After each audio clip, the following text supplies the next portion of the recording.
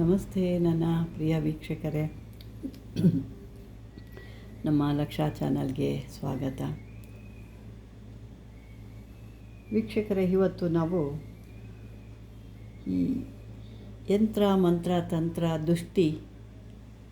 ದುಷ್ಟ ಶಕ್ತಿಗಳು ಇಂದ ಯಾವ ರೀತಿ ನಾವು ಬಚಾವಾಗಬೇಕು, ಯಾವುದು ಮಾಡ್ರೆ ನಾವು ಬಚಾವಾಗ್ತೀವಿ, ಅದರಿಂದ ನಾವು ಪರಿಹಾರ ಮಾಡ್ಕೊಳ್ಳೋದು ಹೇಗೆ, ಇದಕ್ಕೆ ಯಾವ್ದಾದ್ರು ತಂತ್ರ ಮಂತ್ರ ಯಂತ್ರ ಏನಾದ್ರು ಇದೆಯಾ ಅಂತ ಸಾಕಷ್ಟು ಪ್ರಶ್ನೆಗಳು ಇರ್ತವೆ. ಖಂಡಿತ ಇರುತ್ತೆ. ಒಂದು ತಪ್ಪು ಅಂದಾಗ ಒಂದು ಸರಿ ಇರುತ್ತೆ, ಒಂದು ಸರಿ ಅಂದಾಗ ಒಂದು ತಪ್ಪು ಇರುತ್ತೆ. ಅದಕ್ಕಾಗಿ ಯಾವ ಥರದ್ದು ಏನು ಅಂತ ನೋಡೋಣ. ಇಂಥ ದುಷ್ಟಶಕ್ತಿಗಳನ್ನ ನಾವು ಮಟ್ಟ ಹಾಕಬೇಕು ಅಂದರೆ, ಅಥವಾ ಮಾಟ ಮಂತ್ರದಿಂದ ತೊಂದರೆಗಳಾಗಿದೆ, ನಮಗೆ ಏಳಿಗೆ ಆಗ್ತಾ ಇಲ್ಲ, ನಾವು ಅಭಿವೃದ್ಧಿ ಅನ್ನೋದೇ ಇಲ್ಲ ನಮಗೆ ಅಂತ ಸಾಕಷ್ಟು ಜನ, ಅಥವಾ ಅದು ಸಾಕಷ್ಟು ಇರ್ತವೆ, ಇದು ಒಂದೇ ಅಲ್ಲ ಇದಕ್ಕೆ. ಯಾಕೆ ನಾನು ಪದೇ ಪದೇ ಅದೇ ಹೇಳ್ತಿದ್ದಾಗ ಎಲ್ಲ ಅದೇನೇ ಹೇಳ್ತಾ ಇರ್ತಾರಪ್ಪ ಪದೇ ಪದೇ ಅಂತ ನಿಮಗೂ ಅನಿಸುತ್ತೆ. ಯಾಕೆ ತೊಂದರೆ ಅಂದರೆ, ನೀವು ತೊಂದರೆ ಪಟ್ಟಿರೋರು ನಿಮಗೆ ಗೊತ್ತಾಗುತ್ತೆ ಏನು ತೊಂದರೆ ಪಟ್ಟಿದ್ದೀರಾ, ಎಷ್ಟು ಕಷ್ಟಪಟ್ಟಿರ್ತೀರ.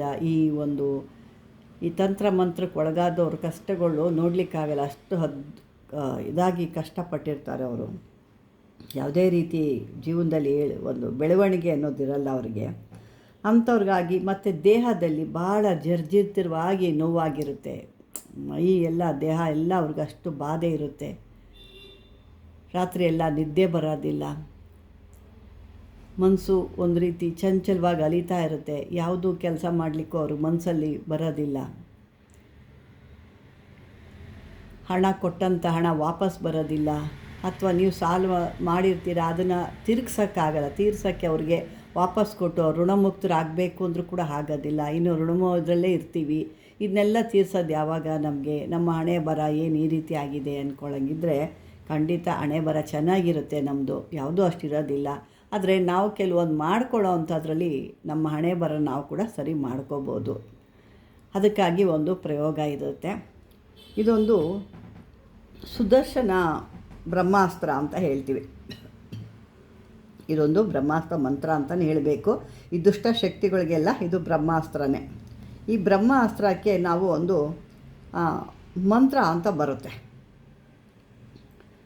ಆ ಮಂತ್ರನ ನೀವು ದಿನಕ್ಕೆ 108 ಸಾರಿ, ದಿನಕ್ಕೆ 108 ಸಾರಿ ನಿಮಗೆ ಎಷ್ಟು ದಿನ ಆಗುತ್ತೋ ಅಷ್ಟು ದಿನದ ತನಕ ಹೇಳ್ಕೊಬೋದು. ಇಲ್ಲ ಜೀವನ ಪರ್ಯಂತ ನಾವು ಹೇಳ್ಕೊಳ್ತೀವಿ, ಇದರಿಂದ ನಮ್ಗೆ ಒಳ್ಳೆಯದಾಗಿದೆ, ನಮ್ಮ ಕಷ್ಟಗಳೆಲ್ಲ ಪರಿಹಾರ ಕೂಡ ಆಗಿದ್ದೇವೆ, ಇದನ್ನು ಯಾಕೆ ಬಿಡೋದು ನಾವು ಅನ್ನೋದಿದ್ರೆ ನೀವು ಖಂಡಿತ ಹೇಳ್ಕೊಬೋದು. ಯಾವುದೇ ರೀತಿ ಇದನ್ನು ಇಷ್ಟೇ ದಿನ ಅಷ್ಟೇ ದಿನ ಅನ್ನೋದೆಲ್ಲ ಏನೂ ಇಲ್ಲ.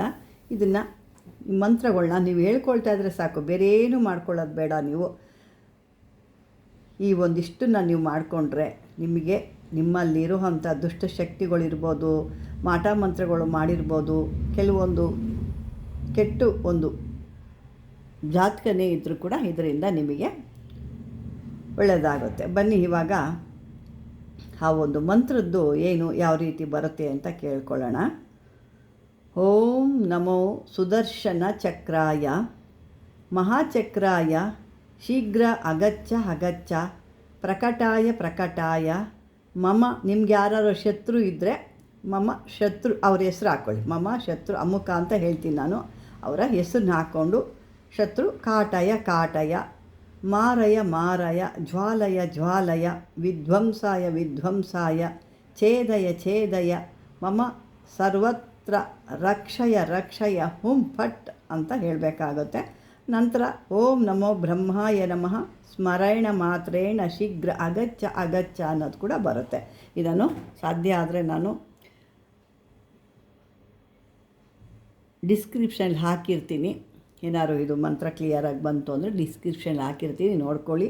ನಿಮಗೆ ಇದನ್ನು ಒಂದು ಸಾರಿ ಅಲ್ಲಂದರೆ 2-3 ಸಾರಿ ತಿರುಗಿಸಿ ಕೇಳಿದಾಗ ನಿಮಗೆ ಇದು ಅರ್ಥ ಆಗುತ್ತೆ. ಬೇಕಾದ್ರೆ ಇನ್ನೊಂದು ಬಾರಿನೂ ಹೇಳ್ತೀನಿ ನಾನು. ಓಂ ನಮೋ ಸುದರ್ಶನ ಚಕ್ರಾಯ ಮಹಾಚಕ್ರಾಯ ಶೀಘ್ರ ಅಗಚ್ಚ ಪ್ರಕಟಾಯ ಮಮ ಶತ್ರು ಅವರ ಹೆಸರು ಹೇಳ್ಕೊಳ್ಳಿ.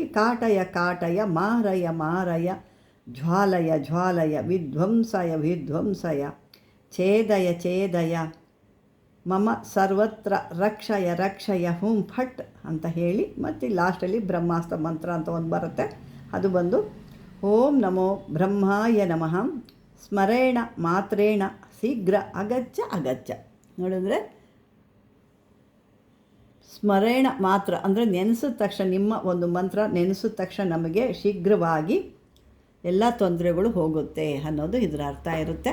ಬನ್ನಿ ಈಗ ಈ ರೀತಿ ಮಾಡಿಕೊಂಡು ನಿಮ್ಮ ಒಂದು ಇದನ್ನು ಬೆಳಗ್ಗೆ ನೀವೆದ್ದು ಶುದ್ಧರಾಗಿ ಆದರೂ ಮಾಡ್ಬೋದು, ಇಲ್ಲ ಊಟವೆಲ್ಲ ಆದ ನಂತರ ಇದನ್ನು ರಾತ್ರಿ ಕೂಡ ಮಾಡ್ಕೋಬೋದು. ಮತ್ತು ಇದರೊಳಗೆ ಇನ್ನೊಂದು ವಿಶೇಷ ಏನಪ್ಪ ಅಂದರೆ, ಭಾಳ ದಿವಸದಿಂದ ರೋಗ ರುಜಿನಗಳು ಭಾಳ ಇದ್ದಾವೆ, ನಮಗೆ ಎಲ್ಲಿ ಹೋದರೂ ಒಳ್ಳೇದಾಗ್ತಾ ಇಲ್ಲ, ನಮ್ಮ ರೋಗನೇ ಕಮ್ಮಿ ಆಗ್ತಾಯಿಲ್ಲ, ಎಲ್ಲ ರೀತಿಲಿ ಎಲ್ಲ ಸ್ಕ್ಯಾನಿಂಗು MRI ಎಲ್ಲ ಮಾಡಿಸಿದ್ದೀವಿ, ಎಲ್ಲ ವೈದ್ಯರು ಏನು ಹೇಳ್ತಾರೆ ಎಲ್ಲ ಚೆನ್ನಾಗಿದೆ, ಏನು ತೊಂದರೆ ಇಲ್ಲ ಅಂತ ಹೇಳ್ತಾರೆ. ಆದರೆ ನಮ್ಮ ನೋವು ನಮಗೆ ಗೊತ್ತಿರುತ್ತೆ, ಅವ್ರು ಹೇಳೋದು ಅವ್ರಿಗೆ ಹೇಳ್ತಾ ಇರ್ತಾರೆ, ನಾವು ಸಾಕಷ್ಟು ಕಷ್ಟದಲ್ಲಿ ಇದ್ದೀವಿ ಅಂದಾಗ ಈ ಮಂತ್ರನ ನೀವು ಸಿದ್ಧಿ ಮಾಡ್ಕೊಂಡು ಆದಮೇಲೆ ಒಂದು ತಂಬಿಗೆಯಲ್ಲಿ ನೀರು ಇಟ್ಕೊಂಡು ಅದರೊಳಗಡೆ ಕೈ ಅದ್ರ ಮೇಲಿಕ್ಕಿ ಅಥವಾ ಮಾಲೆನ ಅದರೊಳಗೆ ಹಾಕಿ, ಅಂದರೆ ಕೈಲಿ ಇಟ್ಕೊಂಡು ಮಾಲೆ ಅದರೊಳಗೆ ಹಾಕಿ ಅಥವಾ ತಂಬಿಗೆ ಮೇಲೆ ಕೈ ಇಟ್ಕೊಂಡು ನೀವು ಈ ಮಂತ್ರನ ಹೇಳಿ ಅವ್ರಿಗೆ ಆ ನೀರನ್ನ ಕುಡಿಸಿ.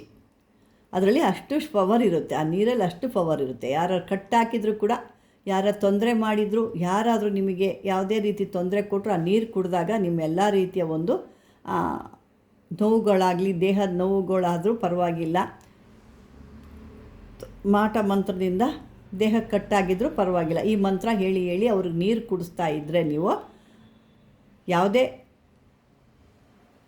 ವೈದ್ಯರ ಹತ್ರ ಹೋಗ್ದೇ ನಿಮ್ಮ ಕೆಲಸಗಳು ಆರಾಮಾಗುತ್ತೆ.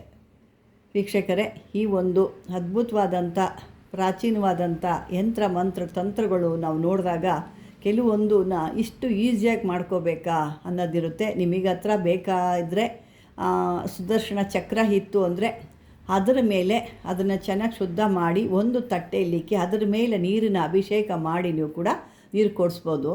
ಇಲ್ಲ ನಾವು ತಂಬಿಗೆಯಲ್ಲಿ ಇಟ್ಟು ಕೊಡ್ತೀವಿ ಅಂದರೆ, ತಂಬಿಗೆಯಲ್ಲಿ ಇಟ್ಟಾಗ ಬಲಗೈ ಅದ್ರ ಮೇಲೆ ಇಕ್ಕಿರ್ತೀರ, ಎಡಗೈಲಿ ನೀವು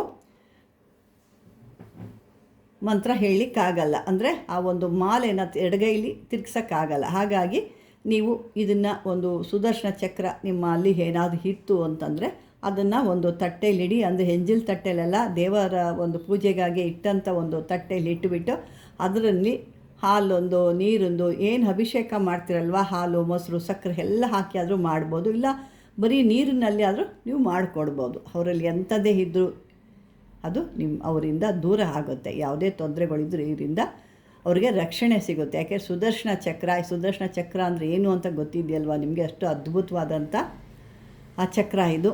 ಈ ಚಕ್ರದಿಂದ ನಿಮ್ಮ ಕಷ್ಟಗಳೆಲ್ಲ ಕೂಡ ನೀವು ಪರಿಹಾರ ಮಾಡಿಕೊಂಡು ರೋಗ ರುಜಿನಗಳು ಕೂಡ ದೂರ ಮಾಡ್ಕೋಬೋದು ಅಂತ ಹೇಳ್ತಾ, ವೀಕ್ಷಕರೇ ಈ ಒಂದು ವಿಡಿಯೋ ನಿಮಗೆ ಇಷ್ಟವಾಗಿದೆ ಲೈಕ್ ಮಾಡಿ, ಶೇರ್ ಮಾಡಿ, ಸಬ್ಸ್ಕ್ರೈಬರ್ ಮಾಡ್ಕೊಳ್ಳಿ. ಆದಷ್ಟು ಯಾವುದೇ ಇದ್ರ ಬಗ್ಗೆ ನೀವು ಮಾತಾಡೋದಿದ್ರೆ ಕಾಮೆಂಟ್ ಬಾಕ್ಸಲ್ಲಿ ಹಾಕಿ, ಖಂಡಿತ ಅದಕ್ಕೆ ನಾನು ರಿಪ್ಲೈ ಮಾಡ್ತೀನಿ ಅಂತ ಹೇಳ್ತಾ ಧನ್ಯವಾದಗಳು.